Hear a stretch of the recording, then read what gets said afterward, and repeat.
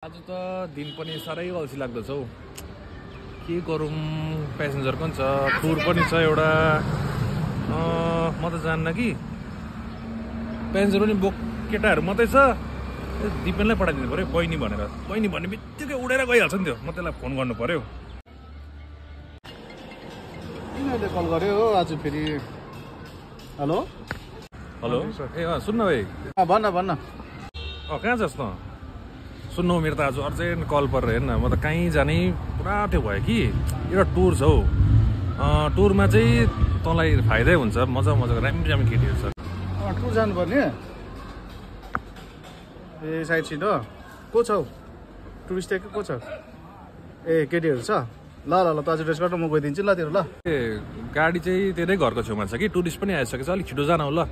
अलिक राम्रो गर है, छिटो गर है। अलिक फर्स्ट टाइम हो फेरि। अब होइन, मेरो नाम पनि बसेको छ। अब तेरो जिम्मामा दिइरहेको छु। राम्रै गर ल। बहिनीहरू त्यहीँ बाहिर बसिरहेको अरे ल। छिटो अलिक छिटो जाइ ल। टाइम पनि हुनु आँटे थियो ल। तेरो गाडी मैले दिएको थिएँ। टुरिस्ट आइसकेको छ।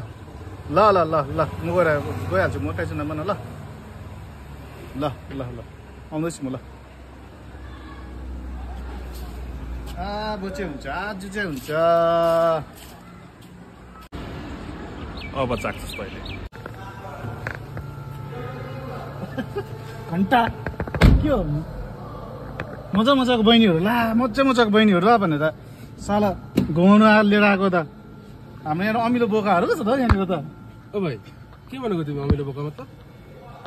ओ भाइ के भन्नु खोजेको तिमी? मनमा छ नि त, मेरो मनमा छ। म के भनेर चाहिँ यहाँ त गाडी खेप्नु आएको कि। तिमी चल न।